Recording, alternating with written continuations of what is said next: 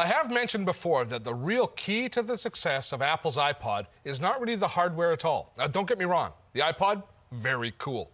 But the real magic is iTunes. And I think Apple TV has the same magic touch. It's the software that makes it really tick. Now, I showed you earlier how to access iTunes from the Apple TV itself, but now I want to show you how it looks from the computer side. Now, I've got iTunes launched here on my Mac, and on the left-hand side of iTunes, we see Apple TV is listed as a device. See, in the world of Apple, one device needs to seamlessly integrate with all the others. So we've got our computer here, we've got our Apple TV connected. Now, if we had an iPod connected, it would appear here in the list as well, and it would all be controlled through iTunes.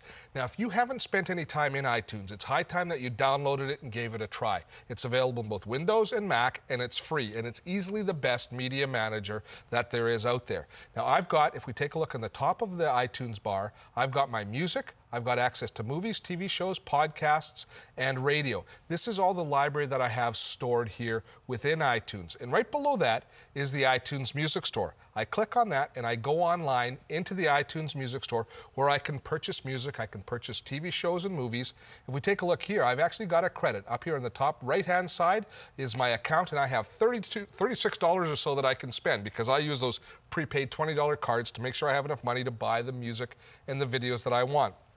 Now, in the old days with iTunes, what would typically happen was I would download music and purchase music, and I would then sync it to my iPod, and that's where I would consume most of the music, although I would quite often play it back from the computer itself. But now we've added another variable. We've added the Apple TV into that mix, and so now more media types are available to me, and I can now use iTunes not just for my iPod and music, but I can use it for my Apple TV and all of my video needs. So if I don't want to spend all my time navigating through the interface on Apple TV for downloading my movies and podcasts and that sort of stuff, I can do it through my computer. And then I can just sync it and move all of the content across on to the Apple TV. And that's where this integration that we're talking about really happens. It doesn't matter what device I download it on or what device I want to view it on, I should be able to do it on all of the devices in my collection, in my media collection. So let's go in, let's actually scroll down and take a look at some of the different options we have for downloading. We have here in the iTunes Store, we have music, movies, TV shows, and if I go into the movies area, we see it's virtually the same, although a slightly different interface, but all of the same titles are available as we looked at earlier in Apple TV. And I can, as I say, I can purchase them here or I can download them here, and then I can move them over onto the Apple TV later.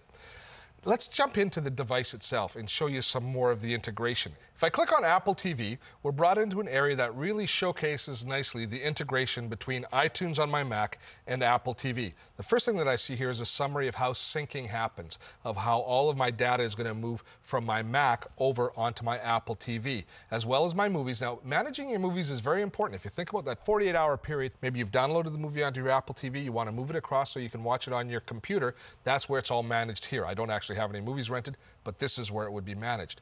Now, the one area that we haven't talked at all about, the one media type, is very important to all of us. It's our photos. How do we manage our digital photos? Because the Apple TV is a great place for us to play back all of our digital photos. Now, you can see here I've got a little slideshow or a little screensaver actually playing of some of my photos.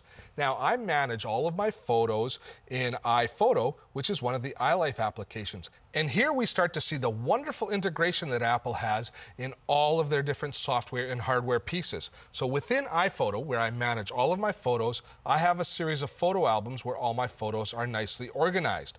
If we go back into iTunes and look at the sync screen that we were looking at for the Apple TV, we see the exact same albums being listed here. And you can see I've only synced a couple of them.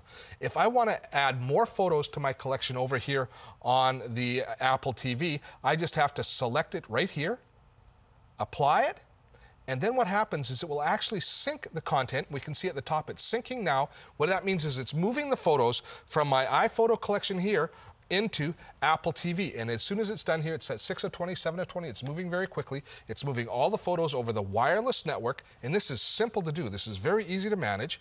Once it's done, I can then go into my Apple TV. Let's go and jump in. Let's take a look at my photos. and you can see that Steph's grad photos, which are the ones that I just moved across, are now available to me. So they'll be added to my slideshow or added to my screensaver, and I can also view them now as a slideshow. This integration is amazing. Think about it now. We've gone from 2 different software applications, a photo application and our iTunes application, and 2 different pieces of hardware to get the media where we want to consume it, when we want to consume it. Apple TV is different than all other media managers because of the built-in networking that we've just seen, and of course, because of iTunes. I really need to mention again just how easy this is to set up and use. Having installed many different home theater systems, nothing even comes close to the simplicity of this solution. Want more information on the products that we covered on today's show? Then check out our website. We've got podcasts, streaming video, and a searchable database going all the way back to our first season. Check it out at dottotech.com.